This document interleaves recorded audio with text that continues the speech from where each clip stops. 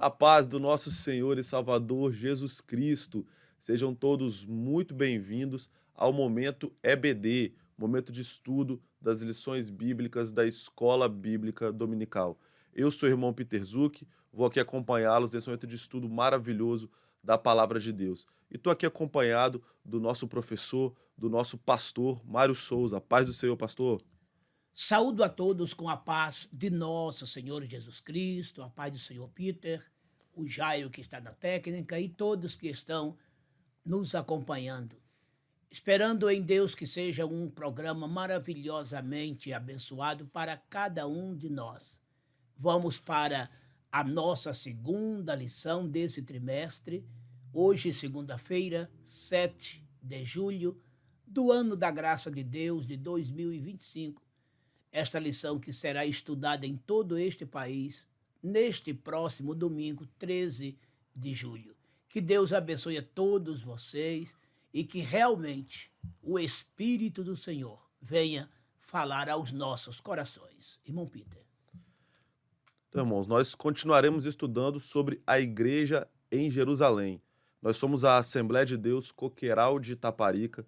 Estamos situados aqui na Avenida Saturnino Rangel Mauro, número 162, Praia de Itaparica, Vila Velha, Espírito Santo.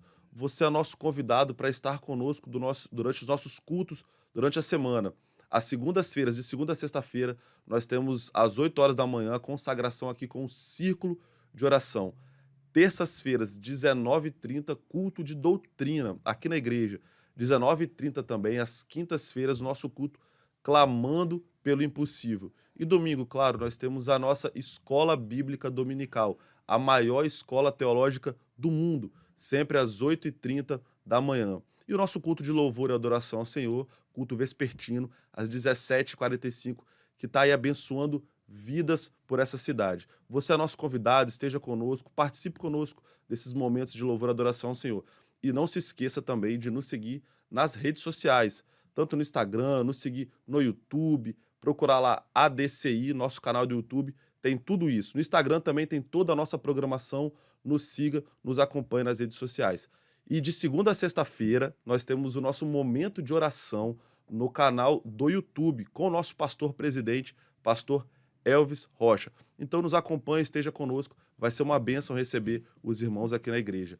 Vamos continuar o nosso estudo, hoje aqui com a lição de número 2, que vai ser ministrada no dia 13 de julho de 2025, que tem o seguinte título: A Igreja de Jerusalém, um modelo a ser seguido.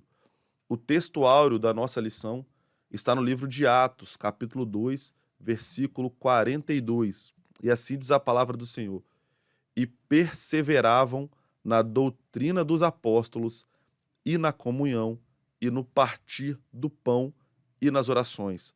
A verdade prática: a igreja de Jerusalém, como igreja-mãe, tornou-se exemplo para as demais, um modelo a ser seguido por todas as igrejas verdadeiramente bíblicas.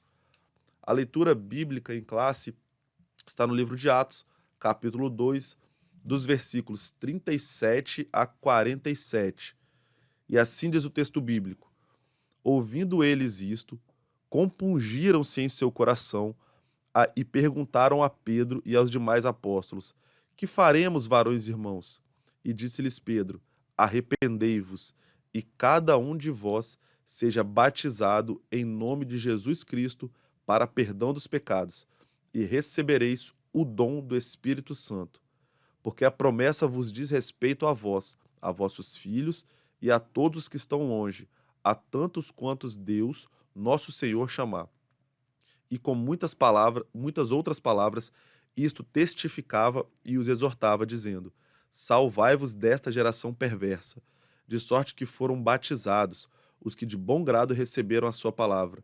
E naquele dia agregaram-se quase 3.000 almas, e perseveravam na doutrina dos apóstolos, e na comunhão, e no partir do pão, e nas orações.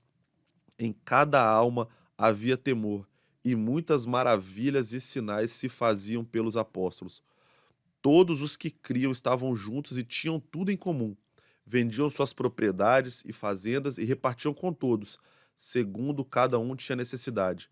E perseverando unânimes todos os dias no templo e partindo o pão em casa, comiam juntos com alegria e singeleza de coração, louvando a Deus e caindo na graça de todo o povo. E todos os dias acrescentava o Senhor à igreja aqueles que se haviam de salvar. Glória a Deus. Os objetivos da nossa lição, aquilo que você, professor, vai passar para o seu aluno. Primeiro objetivo, explicar os fundamentos da igreja de Jerusalém. Segundo objetivo, reconhecer a importância do batismo e da ceia do Senhor como símbolos essenciais da fé cristã. E terceiro objetivo, aplicar os princípios da igreja de Jerusalém à vida da igreja atual, enfatizando a prática espiritual, o acolhimento e a adoração. Introdução do nosso comentário. Por ser a igreja mãe, Jerusalém torna-se o modelo para as demais igrejas que foram implantadas. É de Jerusalém que partem as decisões que buscam, por exemplo, disciplinar e padronizar determinadas práticas cristãs. A igreja de Jerusalém já nasce forte, sendo de origem divina, cheia do Espírito Santo e supervisionada pelos apóstolos. Essa igreja é bem alicerçada. Isso fica claro no ministério da palavra, a quem os apóstolos se devotaram inteiramente, e ao exercício dos diversos dons que abundavam no seu meio. É, portanto, uma igreja da palavra e do Espírito. E mais, é uma igreja onde a observância das ordenanças de Cristo é praticada na esfera do culto cristão.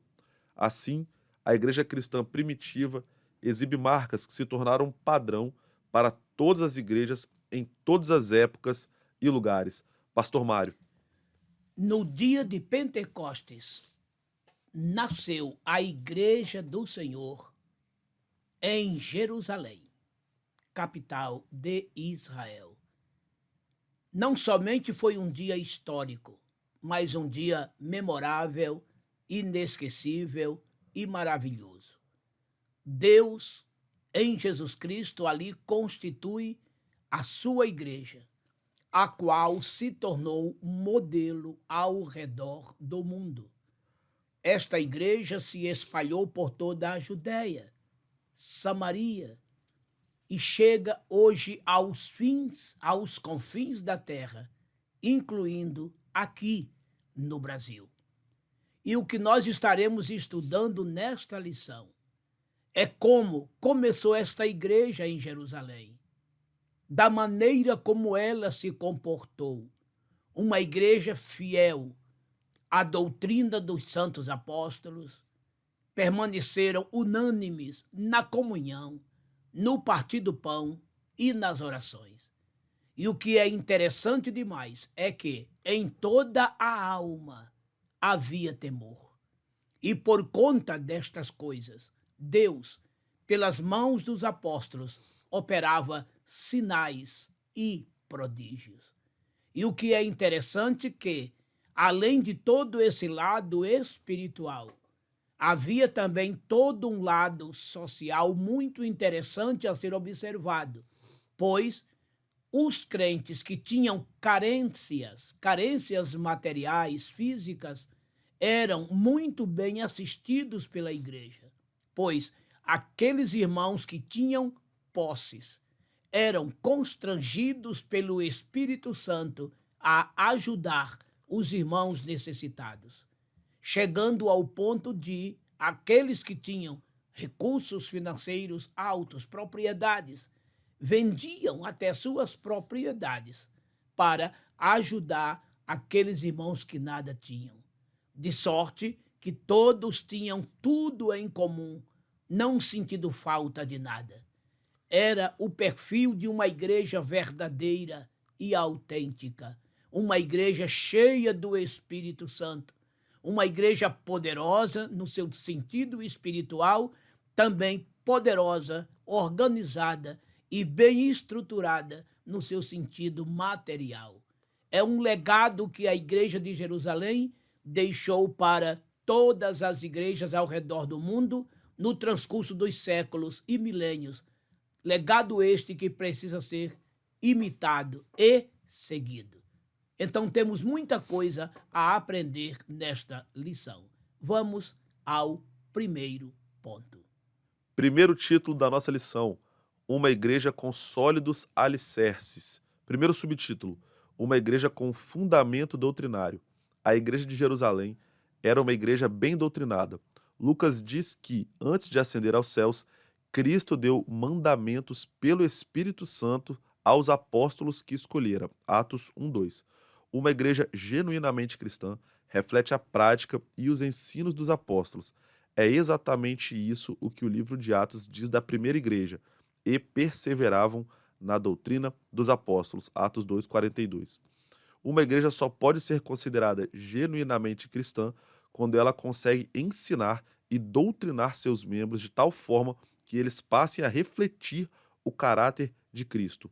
Segundo subtítulo: perseveravam na doutrina dos apóstolos. A expressão diz muito sobre o processo de discipulado da igreja de Jerusalém.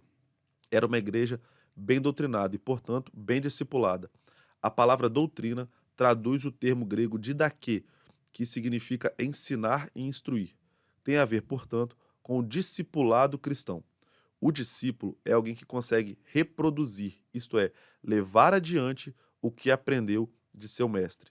Os apóstolos aprenderam de Cristo. A igreja cristã primitiva aprendeu dos apóstolos e agora vivia isso a fim de transmitir a outros o que aprendeu. A tragédia da igreja acontece quando ela não consegue ser discipulada, nem tampouco discipular. Terceiro subtítulo: uma igreja relacional e piedosa. A igreja de Jerusalém perseverava na comunhão. Atos 2:42. A maioria dos intérpretes entende que a palavra grega koinonia, traduzida como comunhão, é uma referência às relações interpessoais dos primitivos cristãos. A primeira igreja era, portanto, uma igreja relacional. Assim, perseverar na comunhão tem o sentido de se dedicar à construção de bons relacionamentos. Tem a ver com o modo de vida dos crentes. Sem o cultivo de relações interpessoais fortes, a igreja cai em um mero ativismo. Há muita atividade, mas sem o calor humano que caracteriza a verdadeira vida cristã. A mesma igreja que persevera na doutrina dos apóstolos e na comunhão era a mesma igreja que vivia em oração. A igreja de Jerusalém orava. Assim, Pedro e João foram ao templo na hora nona de oração, Atos 3:1. Os apóstolos estabeleceram como prática dedicar-se à oração, Atos 6:4.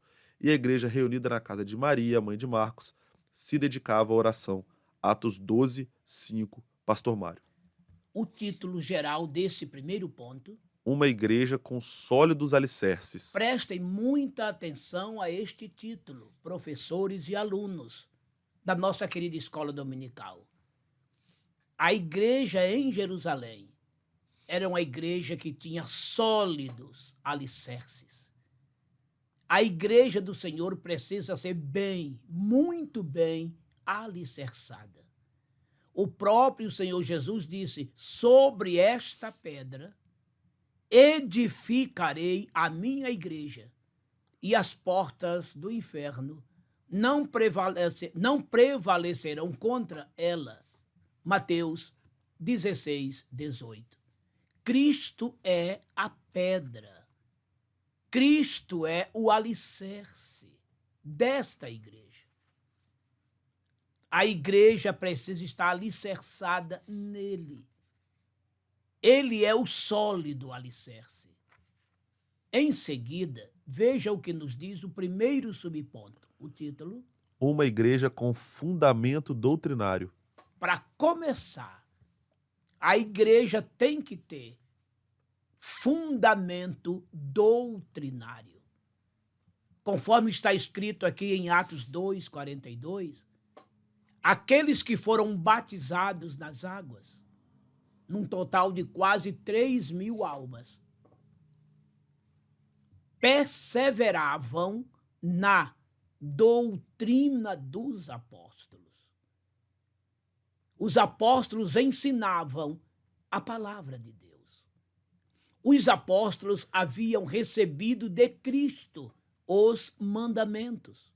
Quando Cristo subiu aos céus, deixou os seus mandamentos para os apóstolos, que por sua vez passavam a todos aqueles que aceitavam a Jesus como Salvador, mediante as pregações que aqueles apóstolos faziam. O próprio apóstolo Paulo, anos depois, escrevendo à igreja de Corinto, no capítulo 11, a partir do versículo 23, naquele clássico capítulo da ceia, ele disse assim: o que eu recebi do Senhor é o que também vos ensinei. E era isto que acontecia, senhoras e senhores. Os apóstolos ensinavam aos crentes aquilo que eles recebiam do Senhor Jesus, de ninguém mais, porque a doutrina cristã, ela veio diretamente de Cristo. A doutrina bíblica, ela não é baseada em filosofias humanas, em matérias humanas, matemática, química, história, coisa que o valha. Não. A doutrina vem diretamente de Cristo. O ensino vem diretamente de Cristo.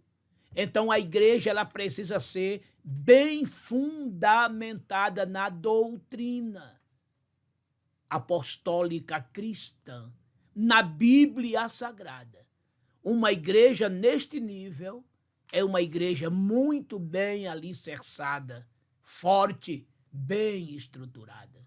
Segundo subponto, título: perseveravam na doutrina dos apóstolos, Atos 2, 42. E o segredo é este, é perseverar. Nunca desistir. Insistir. Os ventos sopram, os perseguidores chegam, o diabo e seus asseclas também atacam, querendo perverter, semear heresias, disseminar doutrinas falsas, levantam-se falsos mestres, falsos ensinadores.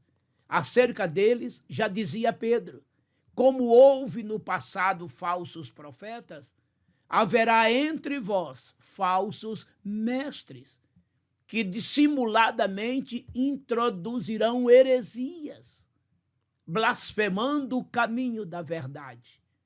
E muitos seguirão essa gente, blasfemando este caminho. E por avareza, por amor ao dinheiro, farão negócio de vós. Mas eles serão punidos de maneira severa por Deus.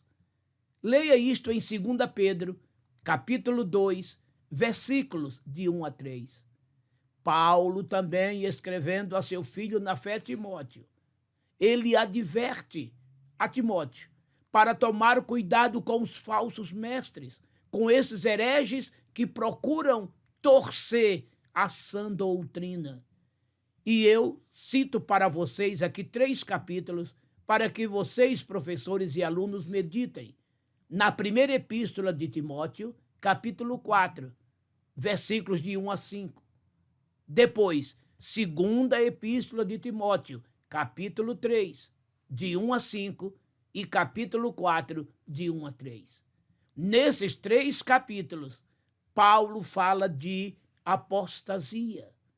Paulo fala de indiferentismo. Paulo fala desses falsos doutores que procuram em tudo perverter para afastar os crentes da sã doutrina. Mas a verdadeira igreja resiste a esses falsos mestres. Os verdadeiros discípulos de Cristo não aceitam esses homens a nos ensinar. Vamos permanecer, então, ao lado dos verdadeiros e bons mestres que nos ensinam a palavra de Deus como ela é, a lei do Senhor, na qual devemos meditar de dia e de noite. Salmo 1, verso 2.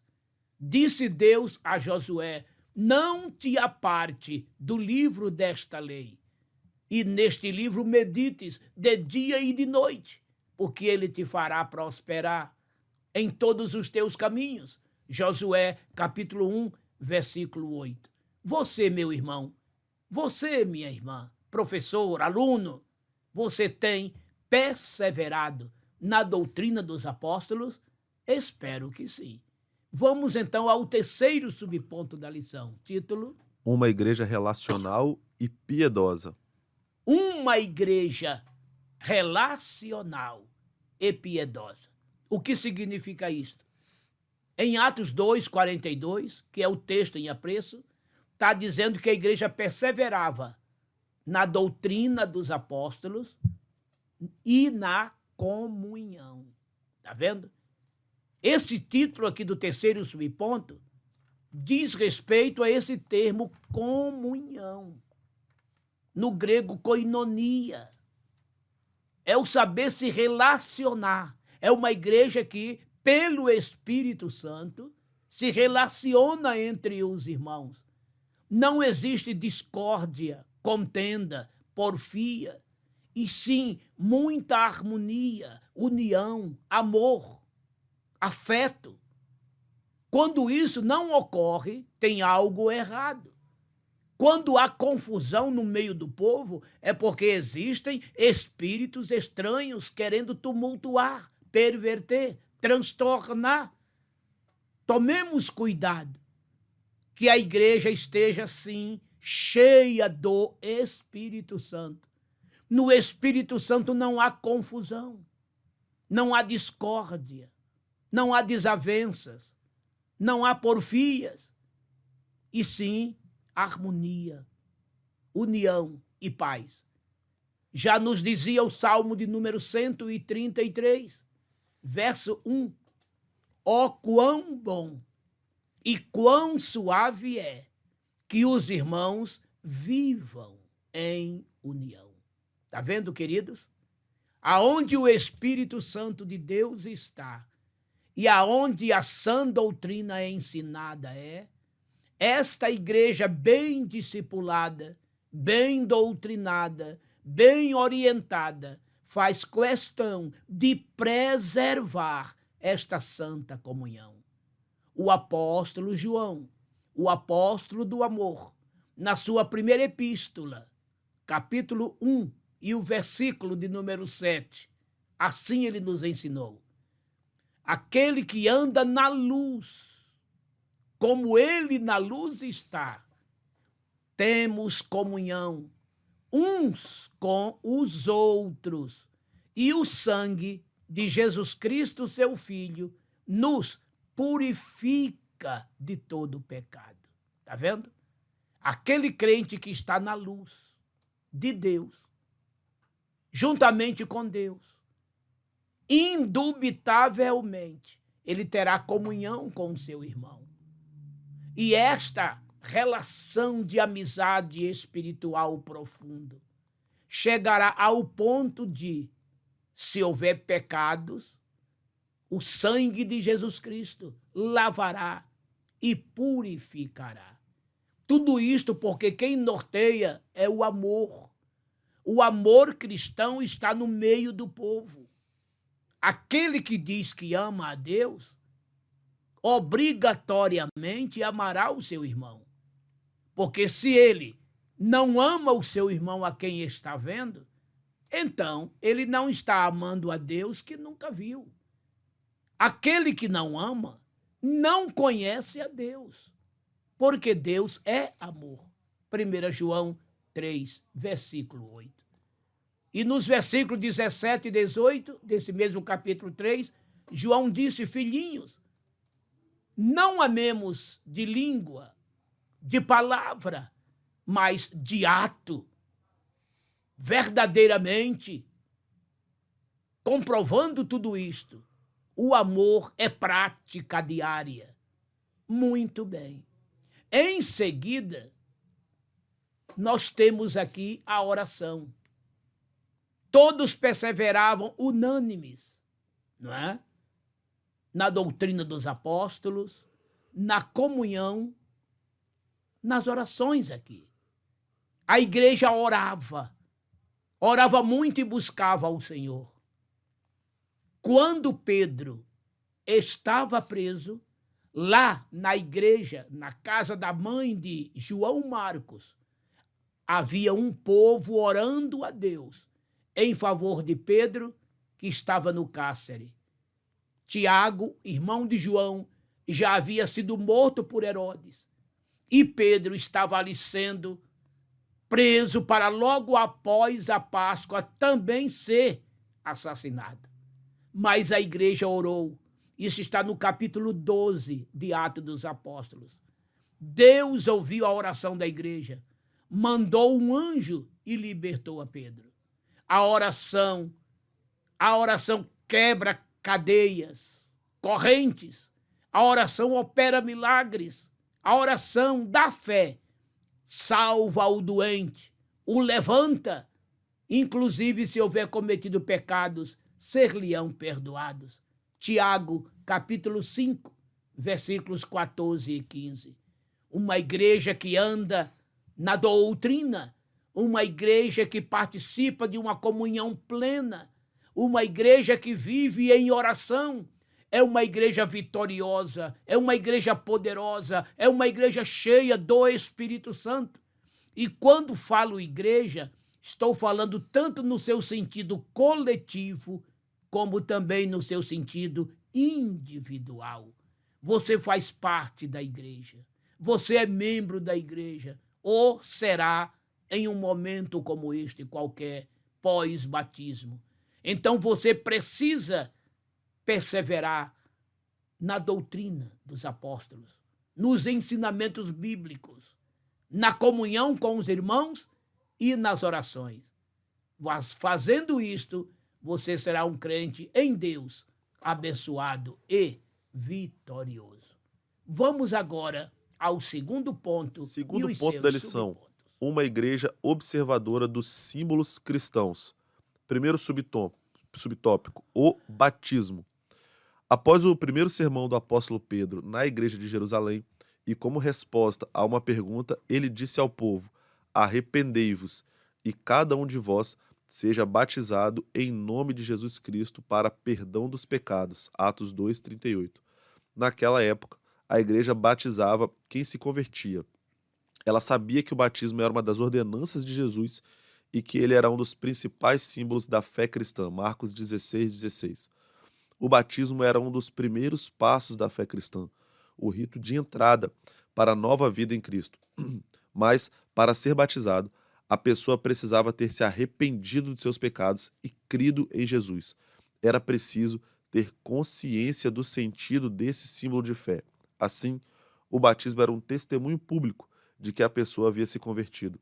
Por meio dele, os cristãos de Jerusalém mostravam ao mundo que sua vida agora era diferente, que eles tinham uma nova vida em Cristo. Segundo subponto, a ceia do Senhor. A ceia do Senhor é a outra ordenança dada por Jesus e que foi observada pela igreja de Jerusalém.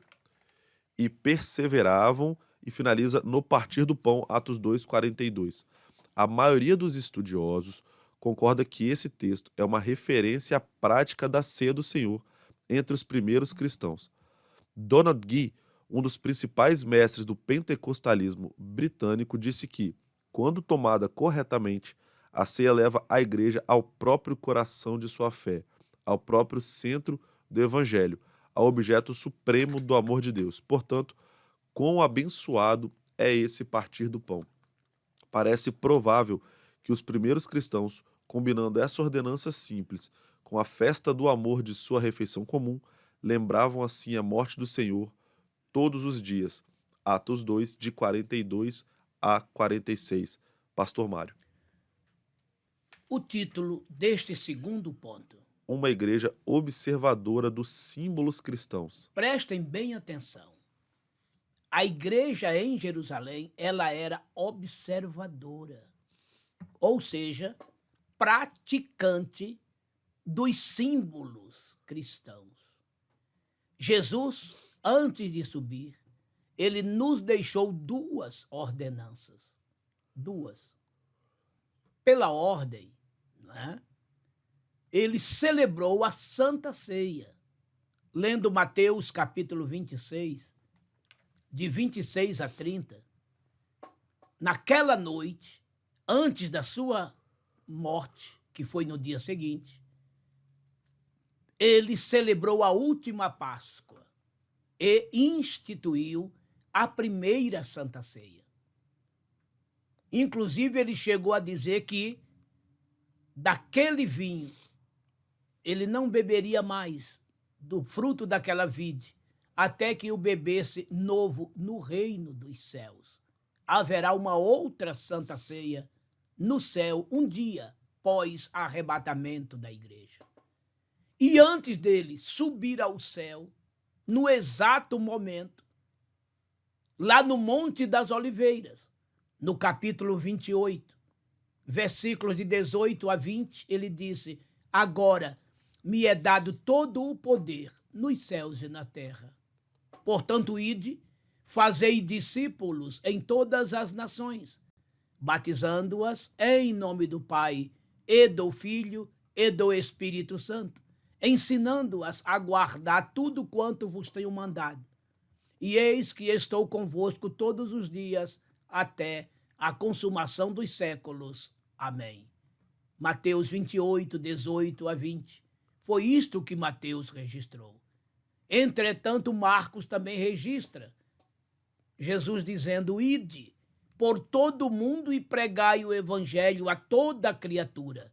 Quem crer e for batizado será salvo. Quem não crer será condenado. Marcos 16, 15 e 16. Veja que aqui ele institui aqui essas duas ordenanças. E o que observamos aqui no comentarista é ele dizendo claramente que a igreja em Jerusalém observava esses símbolos, estes marcos do cristianismo, pois é através do batismo que aquele crente é introduzido à igreja. E uma vez batizado, sendo membro da igreja, ele agora está apto para participar da Santa Ceia do Senhor, a Santa Comunhão. Naquele ato que ele participa da ceia, ele está dando um testemunho público de que ele está em plena comunhão com o seu Senhor, que ele abandonou a sua velha vida e abraçou-se a uma nova vida. Então veja que quando a pessoa aceitava a Jesus, que se arrependia dos seus pecados, o primeiro passo era ser batizado em águas. Como relata aqui o versículo 38 do capítulo 2 de Atos, que está na nossa lição, ele disse: arrependei-vos e credes no evangelho, né? E uma vez acontecendo isto, ele disse: e sejam batizados em nome do Senhor Jesus. O batismo só pode ser ministrado em pessoas arrependidas de seus pecados, convertidas de seus maus caminhos, verdadeiramente crentes, porque o batismo é um símbolo de sepultamento espiritual. Batismo quer dizer sepultamento. Quando o homem, a mulher, aceita a Jesus como Salvador e desce as águas batismais, ele está dando um testemunho público que está abandonando a velha vida e abraçando uma nova. Quando ele desce as águas, ele está sendo ali simbolicamente sepultado. É por isso que o batismo bíblico tem que ser por imersão, que representa um sepultamento pleno. E quando das águas ele surge, ele está ressuscitando espiritualmente falando, ele está voltando e começando uma nova vida. Ele vai viver em novidade de vida. Romanos 6, de 1 a 5. Somos sepultados no batismo da sua morte. E quando dali saímos, passamos a viver em novidade de vida. É uma simbologia maravilhosa, a simbologia do batismo. Em seguida, ele está pronto para agora ingressar no corpo de Cristo. E com esse corpo de Cristo ter plena comunhão. E isso se caracteriza no ato da Santa Ceia. O pão simboliza o corpo de Cristo, que na cruz foi imolado por nós. O vinho simboliza o sangue de Jesus Cristo, que ali na cruz foi derramado por cada um de nós. Então, com esse ato, estamos dando um testemunho público também de que somos partícipes da morte de Cristo e de sua ressurreição. Estivemos com ele na morte, como estaremos com ele no grande encontro, no seu dia, o dia de Cristo, a sua volta, a sua vinda, para buscar a sua igreja querida. Sim, esses dois símbolos foram observados por aquela igreja e ela transmitiu isto ao redor do mundo e nós seguimos todos estes conceitos, seguimos todas essas observações religiosamente de maneira muito bíblica. Segundo subponto. Segundo subponto, a ceia do Senhor. Conforme já disse, então, no nosso primeiro subponto aqui, não é? A Santa Ceia do Senhor, que é a Santa Comunhão, que lá em Atos 2:42 está como partir do pão. Veja que igreja maravilhosa que cumpria todos os lados bíblicos, doutrina dos apóstolos, comunhão, partir do pão e oração. Foi um quadrilátero no qual a igreja se firmou, 4 colunas fundamentais. E aqui, quando fala que eles também nas casas participavam desse partir do pão, é porque naquela época não havia edifícios, templos como temos hoje. As igrejas se reuniam nas casas e em todas elas a Santa Ceia do Senhor era praticada, viu? Uma verdadeira comunhão entre os irmãos, uma verdadeira confraternização. Era uma festa contínua, diária, na presença do Senhor nosso Deus. Olha, gente, qual seria o resultado de tudo isso?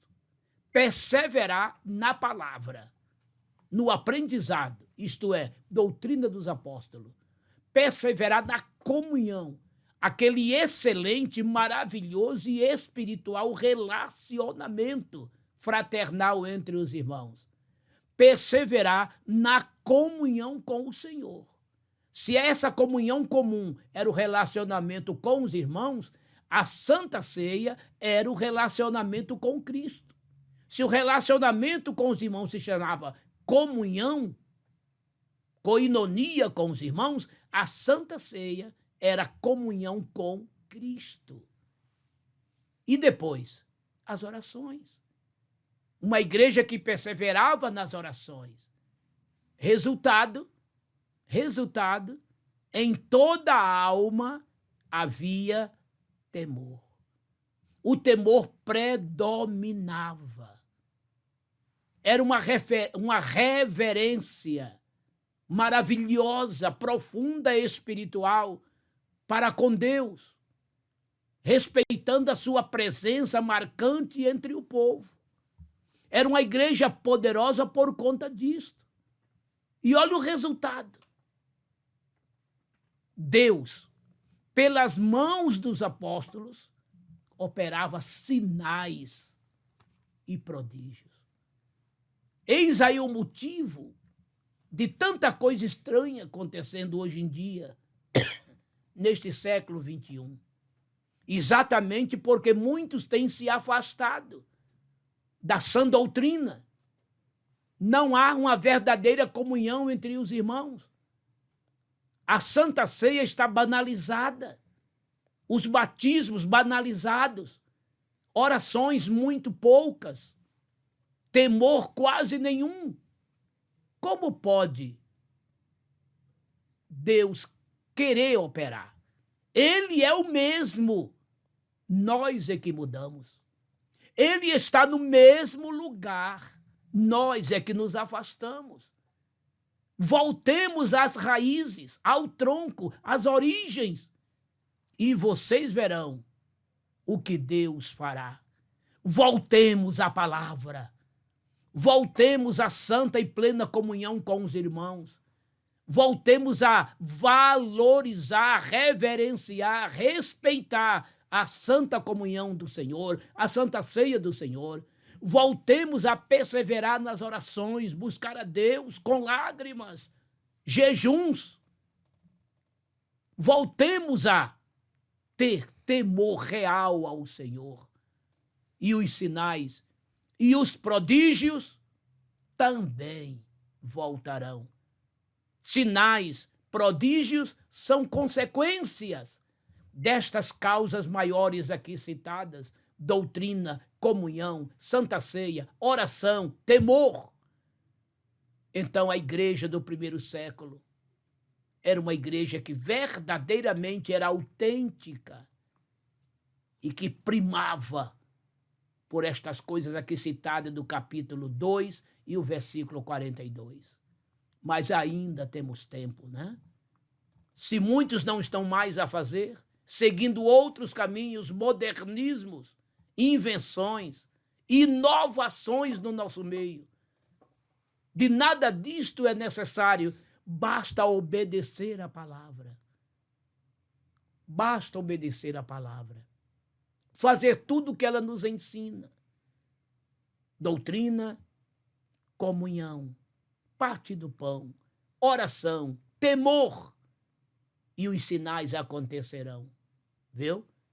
E o lado social também virá, porque o Espírito Santo em todos atuará e intervirá. E a glória do Senhor, outra vez, entre nós se acenderá. Vamos pensar nisto, vamos refletir isto, e que esta lição e as outras que virão nesse trimestre nos façam refletir e nos faça entender o quanto temos nos afastado do tronco, da raiz, e que precisamos retornar. Porque o Senhor nosso Deus permanece no mesmo lugar. E nós, aonde estamos? Terceiro ponto e seus subpontos. Terceiro ponto da lição: uma igreja modelo. Primeiro subponto: uma igreja reverente e cheia de dons. É dito da igreja de Jerusalém: em cada alma havia temor. Atos 2:43. A palavra grega traduzida como temor é phobos, que também significa reverência, respeito pelo sagrado. Havia um forte sentimento da presença de Deus. Havia um clima da presença do sagrado, do que é santo, o mesmo sentido que teve Moisés quando o Senhor o mandou tirar os sapatos dos pés, porque o lugar é terra santa. Êxodo 3:5. Precisamos aprender com a primeira igreja. Não podemos perder o respeito pelo sagrado. Lucas destaca que muitas maravilhas e sinais se faziam pelos apóstolos. Atos 2:43. Sinais do grego teras e maravilhas do grego semeion são as mesmas palavras usadas pelo apóstolo Paulo para se referir aos dons do Espírito Santo que se manifestavam em suas ações missionárias. Romanos 15:19. Os dons espirituais ornamentavam a igreja cristã primitiva. Segundo subponto, uma igreja acolhedora. Dentre as muitas marcas de uma igreja relevante, o acolhimento aparece como uma das suas principais. Uma igreja, para se tornar relevante, necessariamente deve ser acolhedora. A igreja de Jerusalém é um modelo de igreja acolhedora. Além de estarem juntos, o texto bíblico diz que naquela igreja todos os que criam estavam juntos e tinham tudo em comum. Atos 2:44. Não é fácil partilhar, muito menos acolher. A nossa tendência é nos fechar em nosso mundo e deixar de fora quem achamos ser inconveniente. Numa igreja acolhedora, os membros se sentem acolhidos e parte do grupo. E terceiro subponto, uma igreja adoradora. A igreja de Jerusalém era também uma igreja adoradora, louvando a Deus. Atos 2:47. Louvando traduz o verbo grego ainel.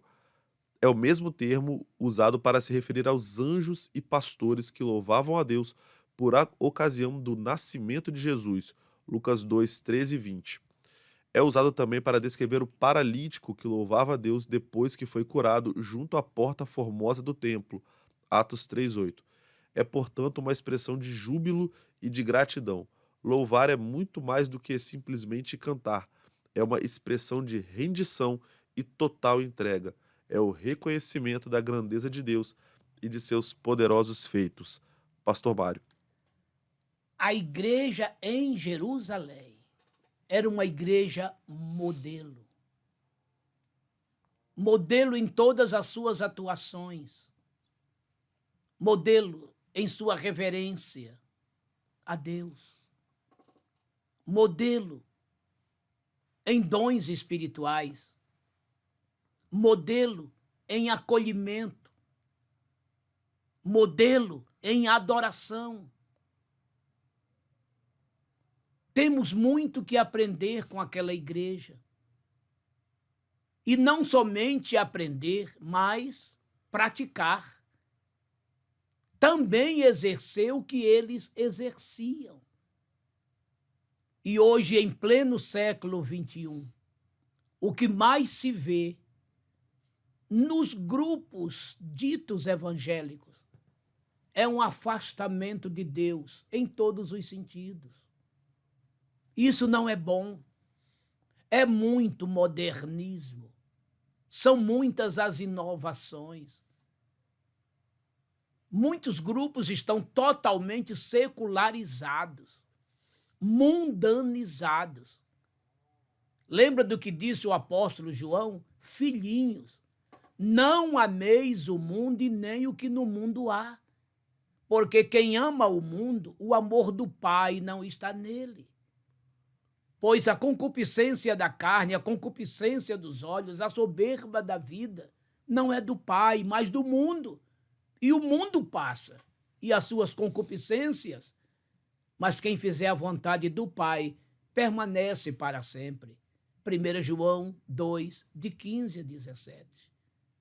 O apóstolo Tiago também, de maneira veemente, bradou dizendo: adúlteros, adúlteras, não sabeis que a amizade do mundo é inimizade para Deus?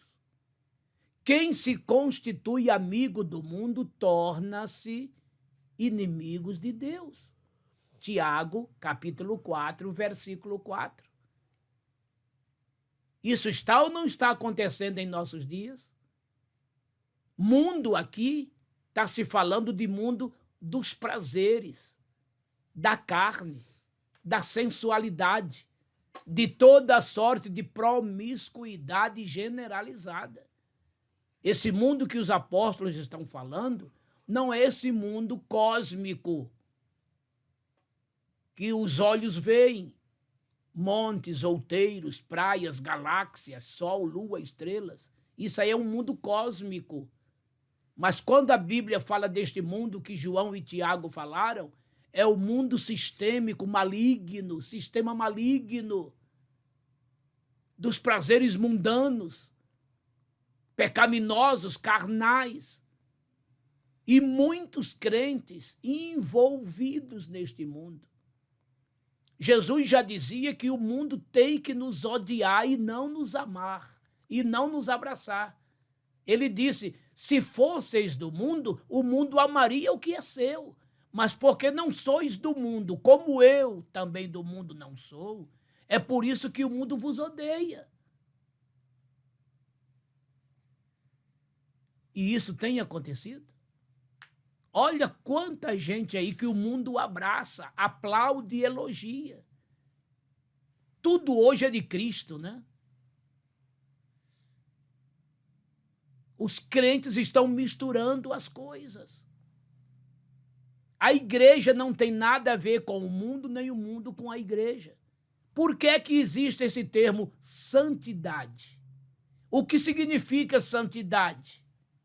Significa estar separado. Separado de quê? Do pecado, da carne, do mundo, do mal. E a Bíblia diz que sem essa santificação, ninguém verá o Senhor. Hebreus 12, 14. E o apóstolo João diz que quem quer ver Cristo como ele é e ser semelhante a ele, tem que se purificar como ele. Jesus é puro. 1 João 3, 2 e 3. O próprio Jesus disse: bem-aventurados limpos de coração, porque eles verão a Deus. E a igreja de Jerusalém era este modelo de reverência e de espiritualidade. Irmão Peter, por favor, leia aí o primeiro subtítulo. Uma igreja reverente e cheia de dons. Observaram, queridos? A igreja do primeiro século, aquela igreja de Jerusalém, que depois se espalhou para Antioquia, passou por Constantinopla, chegando a Roma, era uma igreja reverente. Uma igreja que temia ao Senhor. Está escrito, né? Em toda a alma, em cada alma havia temor.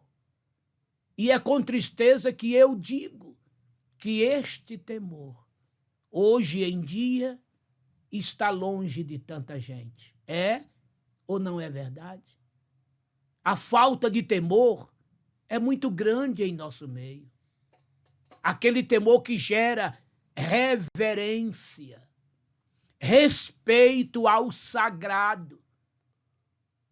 O pessoal vai à igreja de qualquer maneira, até com roupas indecentes, indecorosas.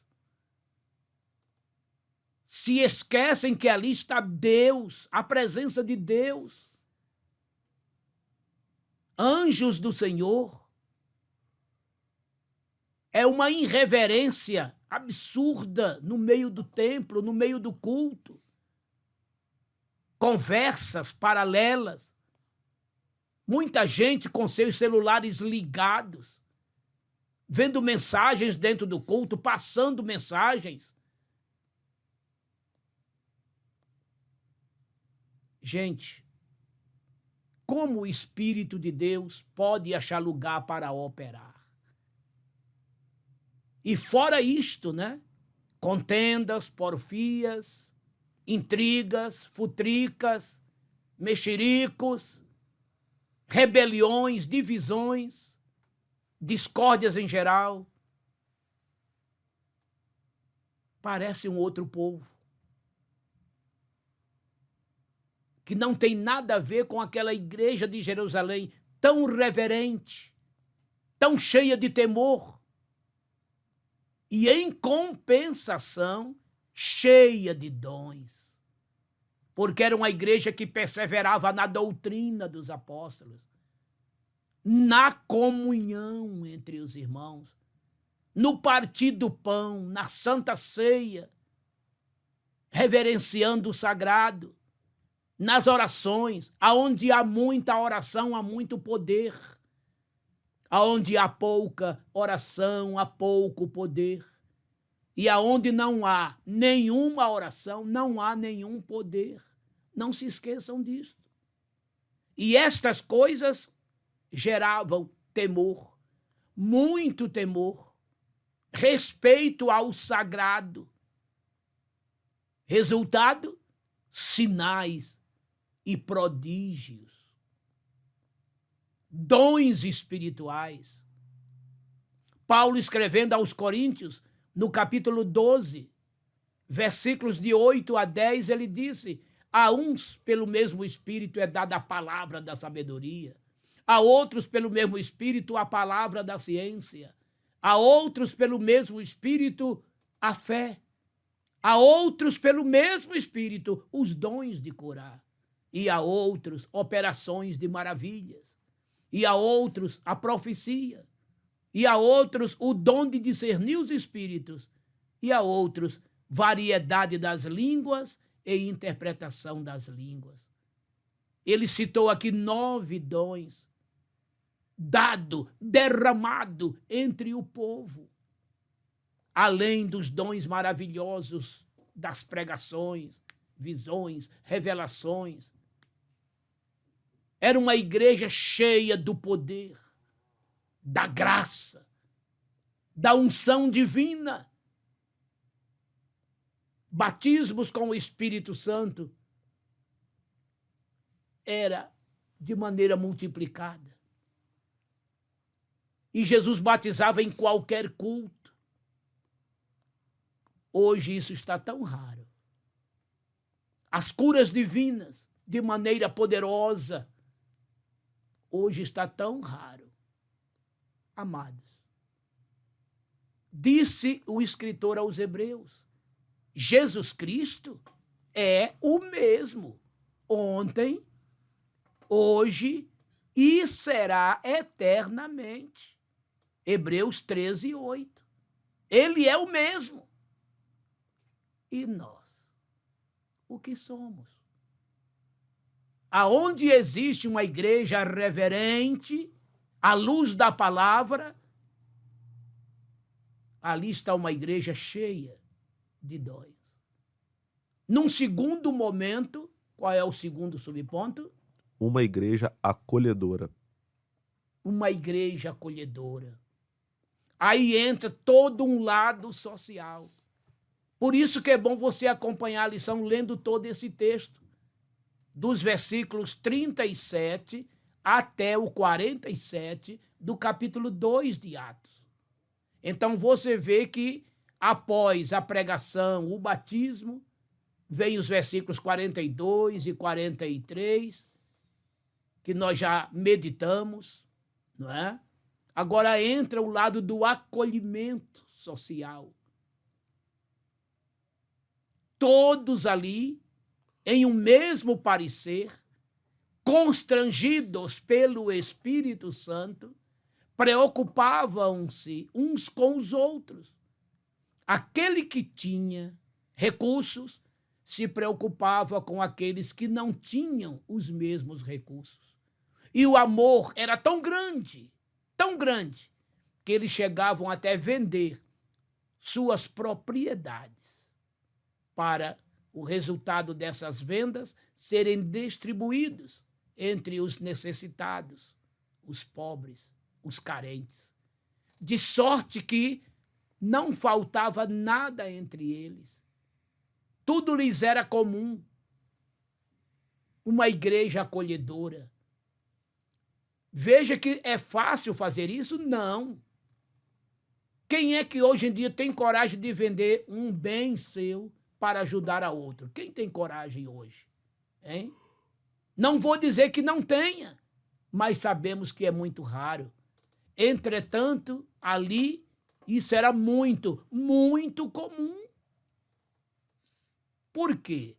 Porque era uma igreja que perseverava na palavra, na comunhão, no partir do pão, nas orações, e que tinha temor. E, como consequência, os dons do Espírito atuavam. E, como consequência, o Espírito Santo agia no seu lado social, dando à igreja aquele sentimento de amor para acolher quem precisava, dando pão ao faminto, água ao sedento, abrigo ao desabrigado, agasalho aos que estavam no frio, proteção aos que estavam no desalento. E num terceiro momento, o que é que a igreja fazia? Uma igreja adoradora. Uma igreja adoradora. Uma igreja que se prostrava diante do seu Senhor, com verdadeiros louvores de gratidão ao Senhor. Viu? Uma igreja que adora, uma igreja que se prostra, uma igreja que é serva, tudo nela se torna lindo e maravilhoso. Não se canta por cantar, mas se canta para louvar a Deus, reconhecendo no louvor a soberania, o senhorio, a superioridade deste Senhor, do qual somos seus servos, trabalhadores da sua seara. Entretanto, mais que isto, somos filhos de Deus. Tanto é que, arrebatado, seremos como filhos. E no tribunal de Cristo, seremos julgados como servos. Não para sermos condenados, mas avaliados para recebermos galardão. Pois disse o Senhor Jesus: eis que cedo venho e o meu galardão está comigo para dar a cada um segundo a sua obra. Apocalipse 22, 12.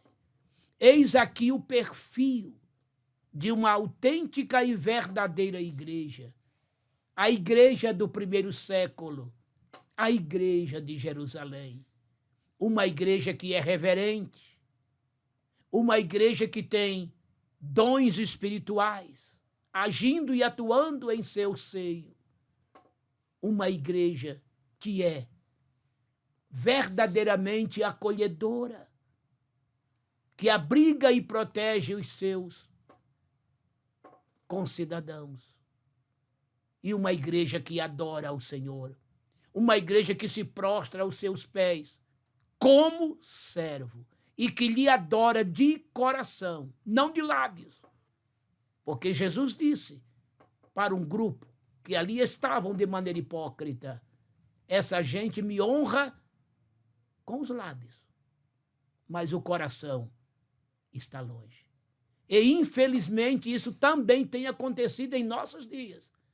Mas louvo a Deus porque existem remanescentes, verdadeiros crentes, que fazem parte de uma verdadeira igreja que honra a Deus de dentro para fora. Primeiro com o coração. E esse coração cheio faz brotar louvores nos lábios. É diferente. Que este exemplo, que este modelo desta igreja em Jerusalém possamos imitar. Passaram-se 2000 anos. Muita coisa mudou, senhoras e senhores. Mas há uma esperança solene. O nosso Jesus não mudou. O nosso Deus não mudou. E a verdadeira igreja de Jerusalém permanece. Não mudou. Não mudou. E quem faz parte desta igreja procura levar à frente aquilo que aprendeu da igreja em Jerusalém, que é uma igreja discipulada e que sabe discipular. Porque quando a igreja não é discipulada, ela não discipulará também. E nisso haverá uma tragédia sem contas.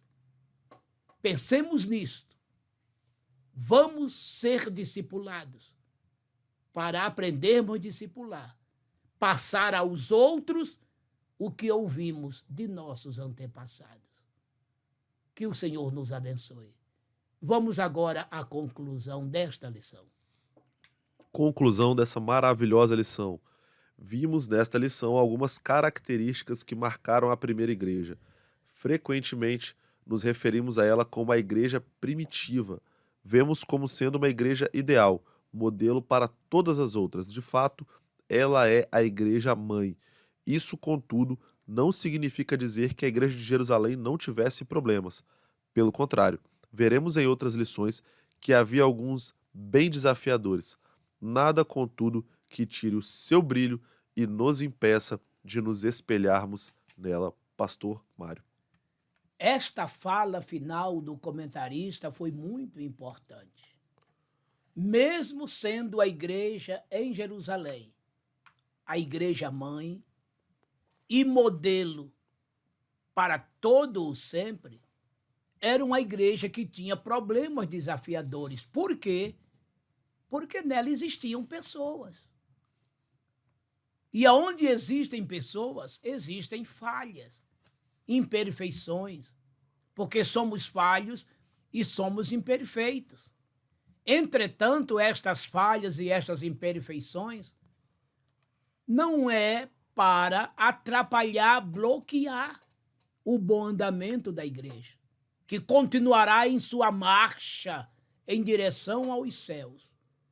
Os problemas existem, mas existe também o Espírito Santo para resolvê-los e solucioná-los.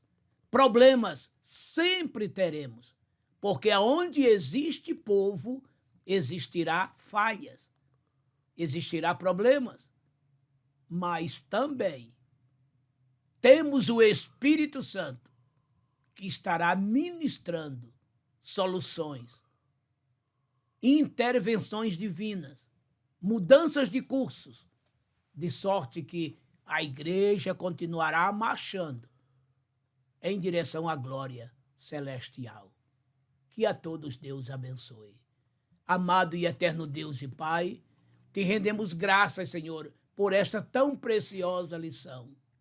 E que possamos, Senhor, imitar e seguir os passos da tua igreja que começou ali em Jerusalém.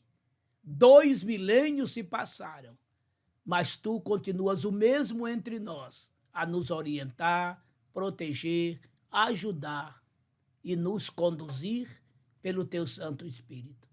Estenda tuas mãos para dar saúde aos doentes e solucionar os problemas. Estas coisas eu te imploro em nome do teu Filho Jesus Cristo, meu Senhor e Salvador. Amém. Amém. Que a todos Deus abençoe. Não faltem à escola dominical. O eterno amor de Deus, a graça de nosso Senhor Jesus Cristo e a doce consolação do Espírito Santo seja com esta linda igreja em toda a terra espalhada e que ama e ansiosamente aguarda a volta do seu noivo Jesus a qualquer momento para com ele morar na glória de Deus na eternidade. Amém. Amém.